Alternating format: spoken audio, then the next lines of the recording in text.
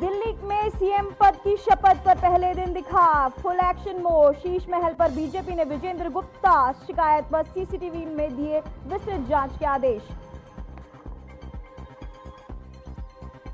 America में 100 प्रवासी भारतीयों को लेकर आ रहा विमान, अमृतसर में लैंडिंग से भड़के सीएम मान। कोऑपरेशन बैंक में बड़ा घोटाला, जनरल मैनेजर पर लगे 122 करोड़ के गबन के आरोप। लोगों ने बैंक में फंसे करोड़ों रुपए, ग्राहकों ने मुंबई की शाखाओं पर किया प्रदर्शन। केंद्रीय मंत्री पीयूष गोयल और लोकसभा अध्यक्ष ओम बिरला ने की त्रिवेणी संगम में पूजा। दोनों नेताओं ने त्रिवेणी संगम को बताया भारत का आध्यात्मिक संस्कृति को आस्था का महाकुंभ।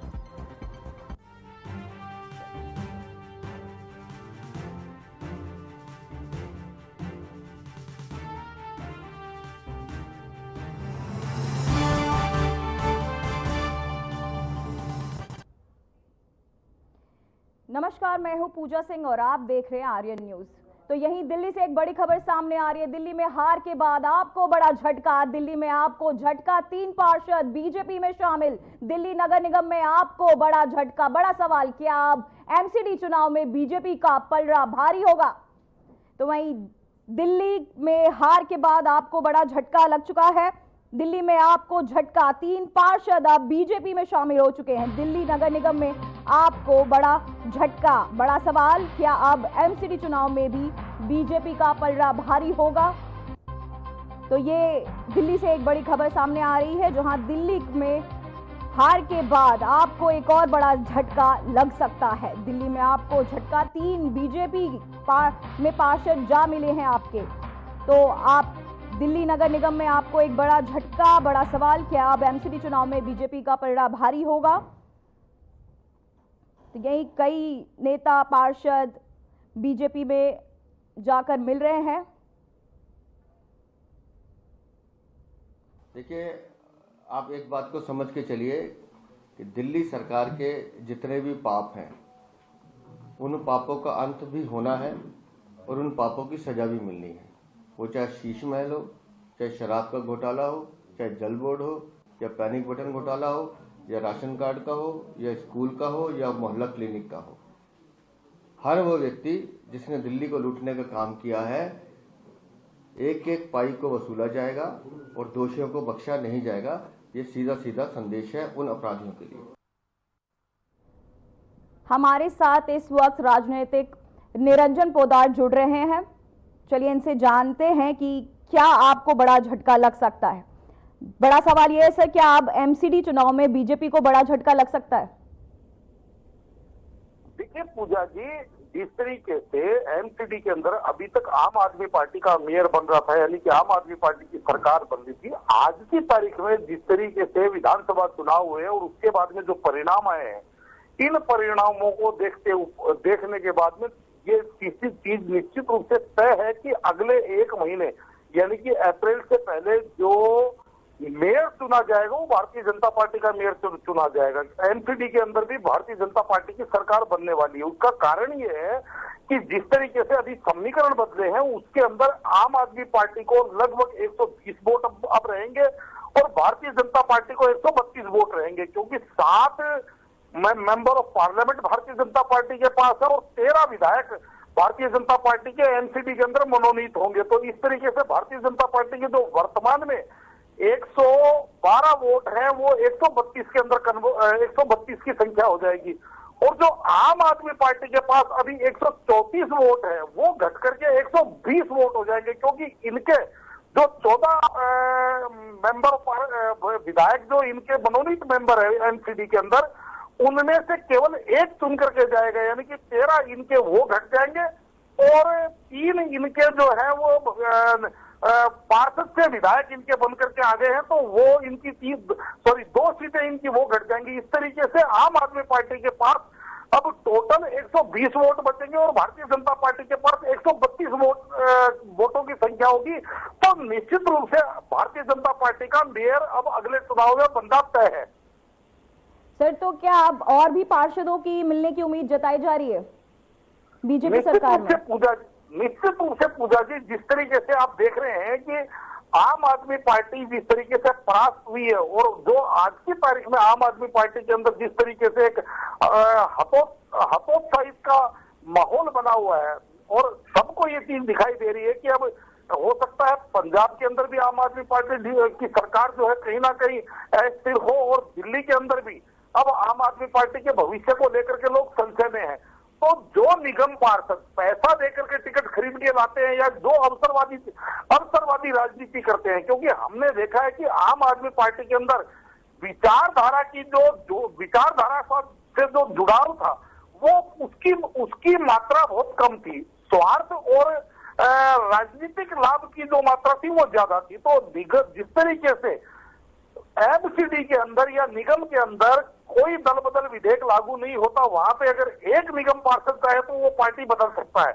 तो अब जो निगम पार्षद जो पीछे भी भारतीय जनता पार्टी में कुछ पार्षद शामिल हुए हैं और अब आगामी समय में अब निश्चित रूप से आप ये मान के चलिए आम आदमी पार्टी के जो पार्षद हैं वो कहीं ना कहीं भारतीय जनता पार्टी में टूट कर आने का सिलसिला शुरू हो जाएगा। और निश्चित रूप से इसके अंदर एक महत्वपूर्ण बात और है कि कोई भी निगम पार्षद हो, विधायक हो, सत्ता के साथ रहना चाहता है, क्योंकि सत्ता के साथ रह करके ही वो अपने क्षेत्र के काम अच्छे से करवा सकता है।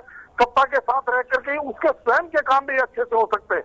तो अब जिस तरीके से मैंने आपको बताया कि भारतीय जनता पार्टी का मेयर बनना तय है, तो निश्चित रूप से बड़ी संख्या के अंदर आम आदमी पार्टी के पार्षद भारतीय जनता पार्टी की तरफ आने की संभावना है।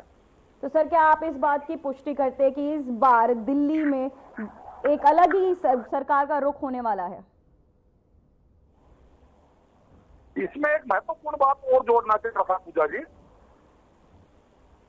हेलो हाँ जी सर, आवाज आ रही है? हाँ, इसमें एक महत्वपूर्ण बात और जोड़ना चाह रहा था। अगले मेयर के चुनाव के समय तक आप ये देखेंगे कि पहली बार दिल्ली के अंदर ऐसा समीकरण बनेगा कि एक ही पार्टी की निगम में सरकार है, एक ही पार्टी की विधानसभा में सरकार है और एक ही पार्टी के सातों सांसद है। तो यानी कहने का तात्पर्य ये है कि ट्रिपल इंजन की जो सरकार है वो दिल्ली को पहली बार देखने में मिल रही है। अब ये देखने वाली बात है कि वो ट्रिपल इंजन की सरकार दिल्ली का किस तरीके से बहुमुखी विकास करती है और जनता को किस तरीके से लाभान्वित करती है, ये आने वाला समय अभी देखने वाला है। आपका बहुत बहुत शुक्रिया सर, आपकी तमाम जानकारियों के लिए।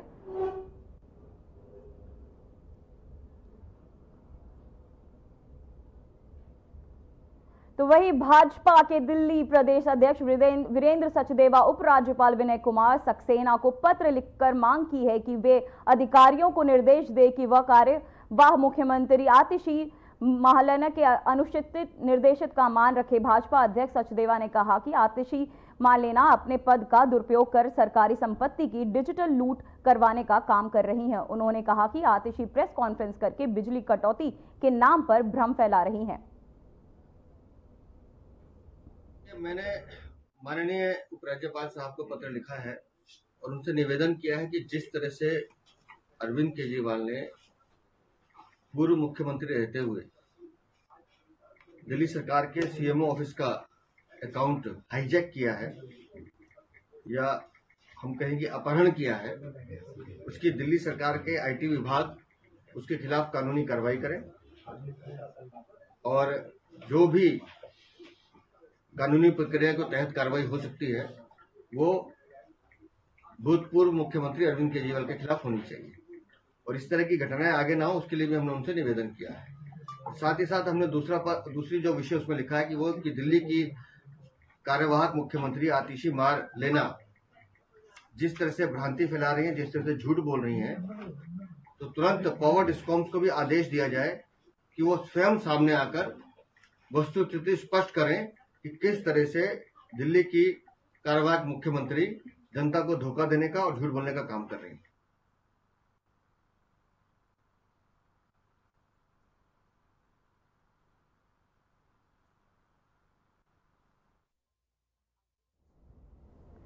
तो वहीं दिल्ली के पूर्व सीएम अरविंद केजरीवाल ने सिविल लाइंस से जिस सरकारी बंगले का नवीकरण कराया था, केंद्रीय सत्ताकर्ता आयोग ने उसके जांच के आदेश दिए हैं। बता दें कि केंद्रीय लोक निर्माण विभाग इसकी जांच करेगा, जिसमें भ्रष्टाचार के कथित आरोपों की जांच की जाएगी। वहीं बीजेपी विधायक वीरेंद्र गुप्ता ने इस बारे में शिकायत की थी, जिसके बाद सीवीसी ने इस मामले पर एक्शन लिया। बीजेपी विधायक ने सरकारी बंगले का निर्माण और नवीनीकरण इलीगल तरीके से करवाने का आरोप लगाया था।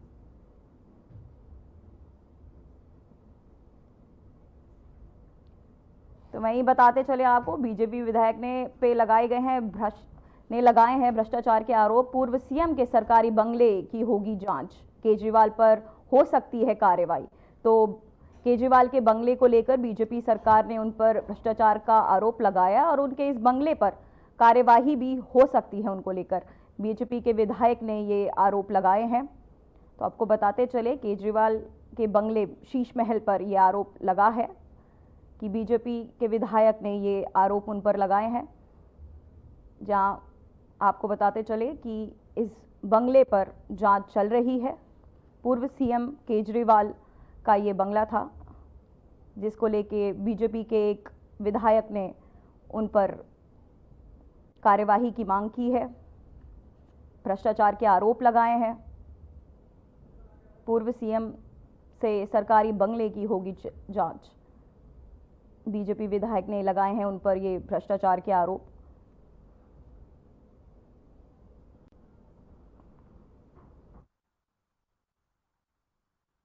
नहीं, हम पहले दिन से स्पष्ट कर चुके हैं। चुनाव से पहले से हम कहते आ रहे हैं और आज भी हम उसी बात को कह रहे हैं कि वो एक भ्रष्टाचार का म्यूजियम है और उसमें भारतीय जनता पार्टी का सीएम नहीं रहेगा।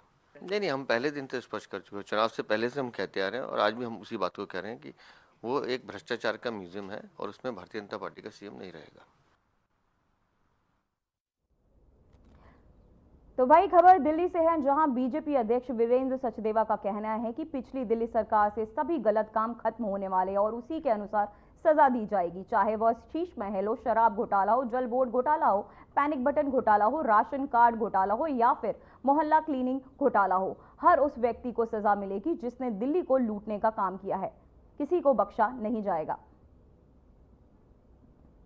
चाहे शीश महल हो, चाहे शराब का घोटाला हो, देखिए आप एक बात को समझ के चलिए कि दिल्ली सरकार के जितने भी पाप हैं, उन पापों का अंत भी होना है और उन पापों की सजा भी मिलनी है।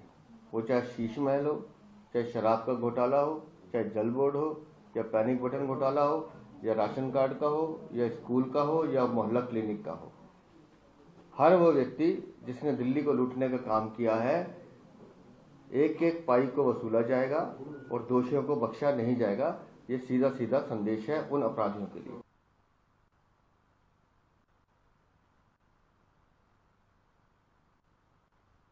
वहीं वीरेंद्र सचदेवा ने ये बड़ा ऐलान किया है। वीरेंद्र सचदेवा का ये ऐलान आपको बताते चले कि दिल्ली में हुए घोटालों पर उन्होंने बात कही है कि किसी को बख्शा नहीं जाएगा, चाहे बिजली घोटाला हो, क्लीनिंग घोटाला हो, शीश महल घोटाला हो, चाहे जो भी पूर्व सरकार ने जो भी घोटाले किए हैं, किसी को भी बख्शा नहीं जाएगा। दिल्ली में हुए हर घोटालों की जांच की जाएगी, दोषियों को सजा दी जाएगी।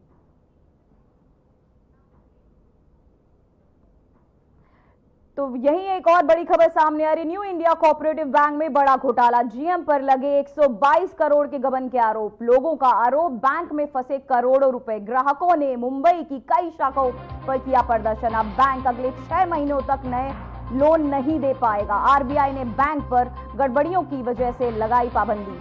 आपको बताते चले, ग्राहकों ने मुंबई की शाखाओं पर किया है प्रदर्शन। अब बैंक अगले 6 महीने तक लोन नहीं दे पाएगा। आरबीआई ने बैंक की गड़बड़ियों पर लिया ये एक्शन। जीएम पर लगे 122 करोड़ के गबन के आरोप। लोगों का आरोप, बैंक में फंसे करोड़ों रुपए। ग्राहकों ने मुंबई की कई शाखाओं पर जमकर प्रदर्शन किया, शाखाओं के बाहर जाकर खड़े हो गए और लगातार प्रदर्शन ग्राहकों का जारी है।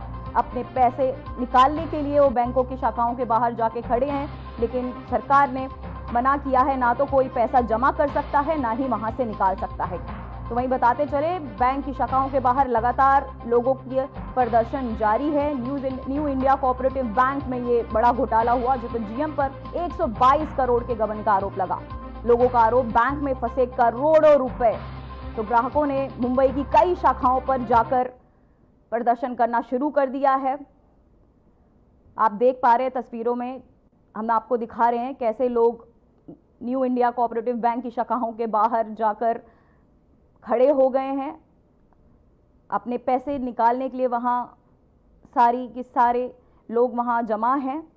न्यू इंडिया कोऑपरेटिव बैंक की शाखाओं पर लोग जाकर जमा है।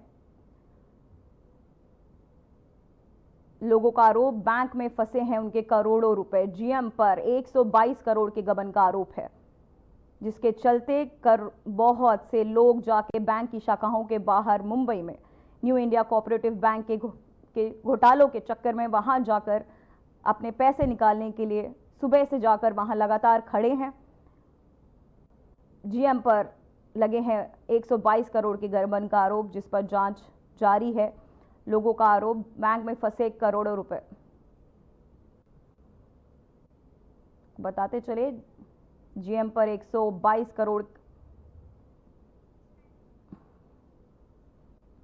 तो वही अंतर्राष्ट्रीय चाइल्डहुड कैंसर दिवस के अवसर पर हरियाणा के सीएम नायब सिंह सैनी ने दिल्ली स्थित हरियाणा भवन में कैंसर से जूझ रहे बच्चों से मुलाकात की। इस मौके पर सीएम ने इन बच्चों के साथ समय बिताया और उन्हें मनोबल बढ़ाने के लिए प्रेरित किया। सीएम ने कहा कि सरकार कैंसर के खिलाफ लड़ाई में हमेशा अपने नागरिकों के साथ है। लक्षणों की पहचान करके और समय पर उपचार करवाना कैंसर की वजह से संभव है।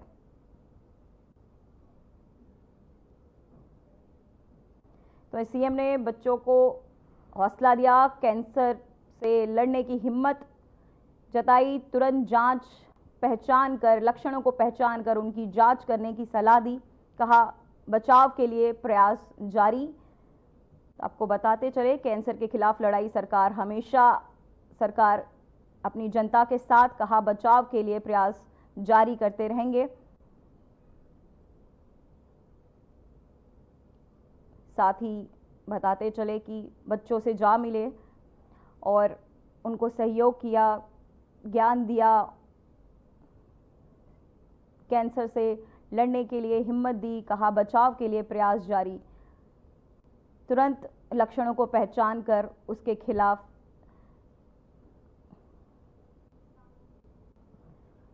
वहीं केंद्रीय स्वास्थ्य मंत्री जेपी नड्डा ने जजर के राष्ट्रीय कैंसर संस्थान में AIIMS आयरन क्लोनिकॉलजी 2025 के उद्घाटन किया। संस्थान में मिली जानकारी के मुताबिक संस्थान में रेडियो आइसोन्यूक्लियर मेडिसिन थेरेपी वार्ड बनाकर तैयार है। इसे शुरू के लिए एक एटॉमिक एनर्जी रेगुलेटरी बोर्ड से लाइसेंस लेने की प्रक्रिया शुरू की जा रही है। बता दें कि इस वार्ड में मरीजों के लिए 20 बेड की सुविधा होगी। ये देश का सबसे बड़ा सेंटर होगा। इसकी मदद से रेडिएशन देकर कैंसर का इलाज किया जाएगा। तो वहीं रेडिएशन से कैंसर का इलाज मुमकिन। केंद्रीय स्वास्थ्य मंत्री पहुंचे जर्जर। केंद्रीय स्वास्थ्य मंत्री वहां पहुंच चुके हैं और वहां लोगों को जानकारी दे रहे हैं। एस्कॉन 2025 का भी उन्होंने किया है उद्घाटन। रेडिएशन देकर कैंसर का इलाज कैसे संभव।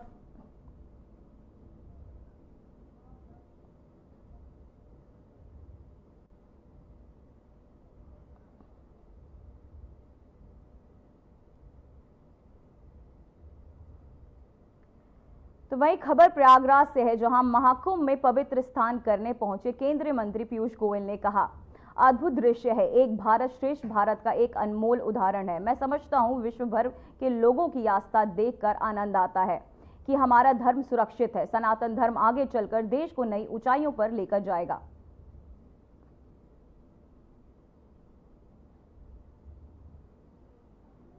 तो वहीं भारत में प्रतिबंधित संगठन सिख फॉर जस्टिस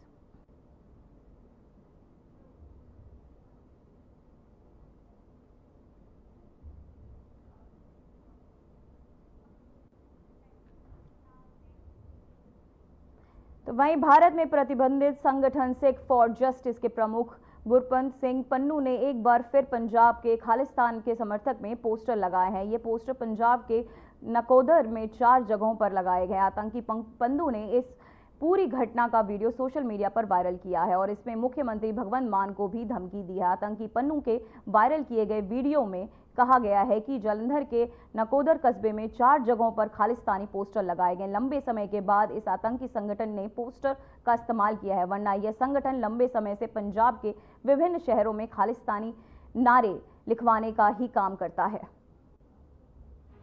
तेरी सियासी मौत शुरुआत हो चुकी है। पिंड सतोष तो ते याद रख, बेअंते बुच्चड़ दा हशर याद रख।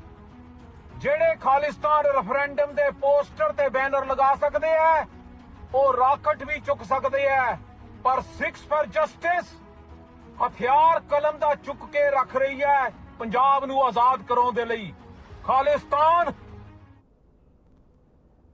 तो वही भारतीय सीनियर पुरुष cricketer team ICC champion trophy में भाग लेने के लिए मुंबई से दुबई के लिए रवाना हो गए। आईसीसी चैंपियन ट्रॉफी 19 फरवरी से 9 मार्च तक चलेगी। बता दें कि भारतीय टीम के सभी group A match Dubai international stadium में खेले जाएंगे, जबकि बाकी मैच पाकिस्तान में आयोजित होंगे। मुंबई में छत्रपति शिवाजी महाराज इंटरनेशनल एयरपोर्ट पर रोहित एंड कंपनी और सहयोगी स्टाफ एयरपोर्ट पर चेक इन करते हुए नजर आए। वहीं बीसीसीआई की नीति दिशा निर्देशों के अनुसार टीम मुंबई के 8 टीमों की प्रतियोगिता के लिए एक साथ रवाना हुई।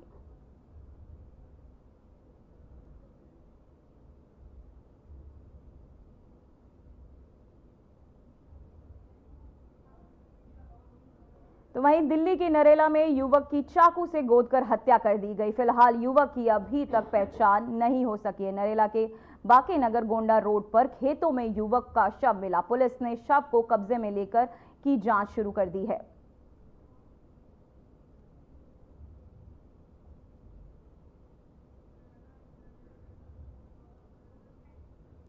तो वहीं एक युवक की चाकू से गोदकर हत्या कर दी है, जहां पुलिस मौके पर पहुंच गई है और इस हत्या की जांच कर रही है। खेतों में युवक का शव मिलने से वहां के इलाकों में हड़कंप मच गया, जिसकी जानकारी मिलते ही पुलिस मौके पर पहुंची और उसकी जांच पड़ताल कर रही है।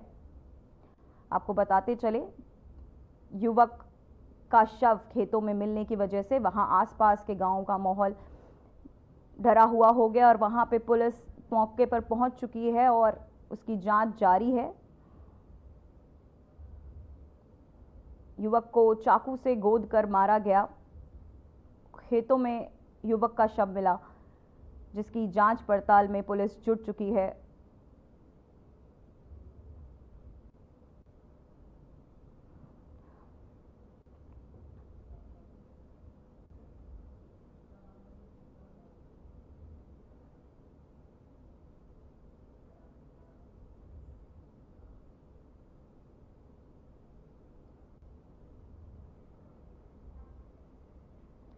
तो वही पंजाब के मुख्यमंत्री भगवंत सिंह मान की मां सचखंड श्री दरबार साहिब पहुंची, जहां हर रोज लाखों श्रद्धालु आकर माथा टेकते हैं और अपनी श्रद्धा व्यक्त करते हैं। तमाम सियासी दल भी सचखंड दरबार में आकर अपनी आस्था जताते हैं। श्री दरबार साहिब में माथा टेकने पहुंची भगवंत मान की मां ने वहां गुरबानी कीर्तन सुना, सभी की भलाई के लिए प्रार्थना की। इस बीच उन्होंने मीडिया से दूरी बनाई रखी। सचखंड साहिब उनकी मां पहुंची, जहां उन्होंने मीडिया से दूरी बनाई रखी। साथ ही वहां पहुंच के माथा टेका। दरबार में माथा टेकने के बाद सबके लिए उन्होंने दुआएं मांगी। तो वहीं हरियाणा और पंजाब हाई कोर्ट के आदेश अनुसार फतेहगढ़ साहिब जिले के गांव ब्राह्मण माजरा की 3 कनाल 18 मरले जमीन पर कब्जा लेने पहुंचे जिला प्रशासन और पुलिस के खिलाफ स्थानीय लोगों ने जमकर नारेबाजी की। इस दौरान डिग्री धारक जगजीत सिंह मौके पर नहीं पहुंचे, जिसके कारण प्रशासन की कब्जे की कार्यवाही को रोकना पड़ा। ग्रामीणों ने बातचीत करते हुए कहा कि वे लंबे समय से यहां रह रहे हैं और इस मुद्दे में शामिल होने में सक्षम नहीं है। उन्होंने प्रशासन से जल्द इस समस्या से मुक्त करने की अपील की। एसडीएम अरविंद ने इस पर प्रतिक्रिया देते हुए कहा कि माननीय उच्च न्यायालय के आदेश के तहत आज कब्जा लेने की कार्रवाई की जानी थी, लेकिन डिग्री धारकों ने न आने की वजह से कार्रवाई नहीं हो पाई। उन्होंने बताया कि अब 19 तारीख को यह कार्रवाई पूरी की जाएगी।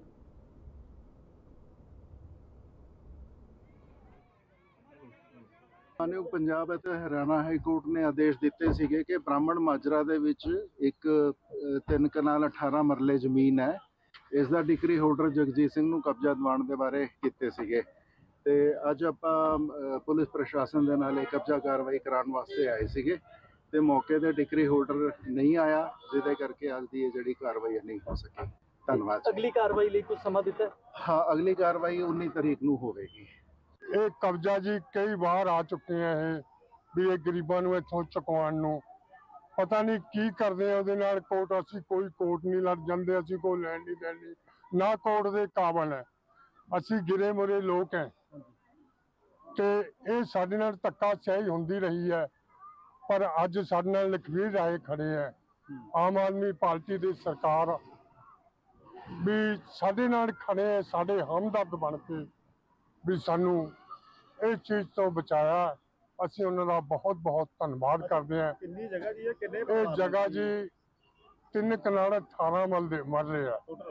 ਹਾਂਜੀ। ਅੱਛਾ, ਕਿੰਨੇ ਕੁ ਪਰਿਵਾਰ ਰਹਿੰਦੇ ਨੇ ਜੀ ਇੱਥੇ? ਪਰਿਵਾਰ 30-40 ਪਰਿਵਾਰ ਰਹਿੰਦੇ ਆ ਜੀ। ਠੀਕ ਹੈ ਜੀ। ਤੇ ਕਿੰਨੇ ਕੁ ਘਰ ਹੋਣਗੇ ਜੀ? 30-40 ਘਰ ਹੋਣੇ ਜੀ। ਪਰਿਵਾਰ ਤਾਂ ਬਥੇਰੇ ਗਿਣਤੀ 'ਚ ਕੋਈ ਨਹੀਂ।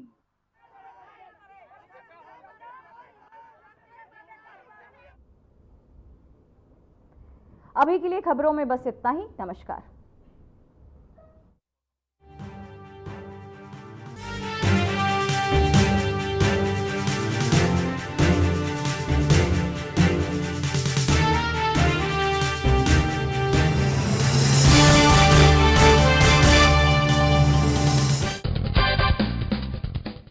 नमस्कार दोस्तों, एक बार एक प्रयोग किया गया मछलियों पर।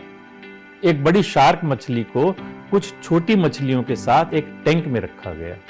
स्वाभाविक रूप से शार्क ने छोटी छोटी सभी मछलियों को खा लिया। इसके बाद उस टैंक के बीचों बीच एक ट्रांसपेरेंट फाइबर शीट लगा दी गई उस टैंक के 2 हिस्से करने के लिए। अब एक तरफ शार्क थी और दूसरी तरफ छोटी मछलियां।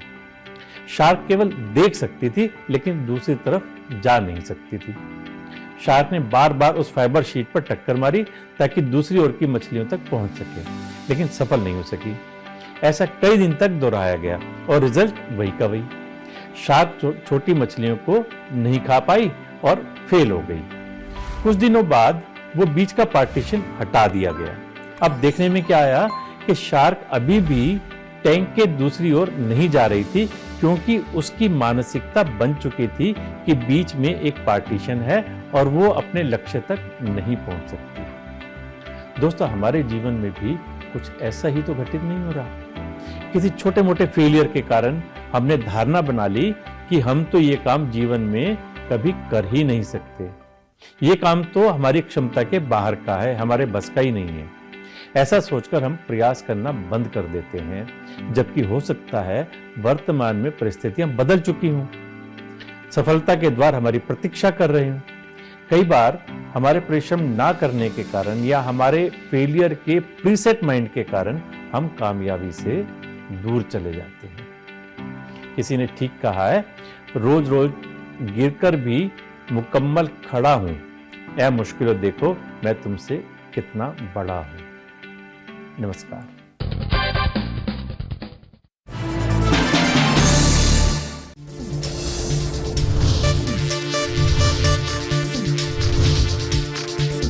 साधना इंस्टीट्यूट के छात्र हर साल नए नए जगहों पर नए नए संस्थानों पर काम करने के लिए जाते हैं, उन्हें प्लेसमेंट मिलता है और साथ ही साथ वो संस्थानों का और साधना इंस्टीट्यूट का नाम भी रोशन करते हैं। तो अगर आप इलेक्ट्रॉनिक मीडिया मास कम्युनिकेशन में अपना करियर बनाना चाहते हैं तो साधना इंस्टीट्यूट आपके लिए एक सबसे बढ़िया विकल्प। 13 जनवरी पौष पूर्णिमा से 26 फरवरी महाशिवरात्रि तक महाकुंभ 2025 का साक्षी बन रहा है प्रयागराज का संगम तट। 45 दिनों तक चलने वाले पृथ्वी के सबसे बड़े मानव समागम में करोड़ों श्रद्धालु पुण्य की डुबकी लगाकर बन रहे हैं सांस्कृतिक एकता के सहभागी। यशस्वी प्रधानमंत्री नरेंद्र मोदी के मार्गदर्शन और माननीय मुख्यमंत्री योगी आदित्यनाथ के कुशल नेतृत्व से महाकुंभ बना है दिव्य, भव्य, डिजिटल। कुंभ सहायक चैटबॉट ने 11 भाषाओं में हर सेवा की जानकारी देकर एकता के महासंगम को बनाया है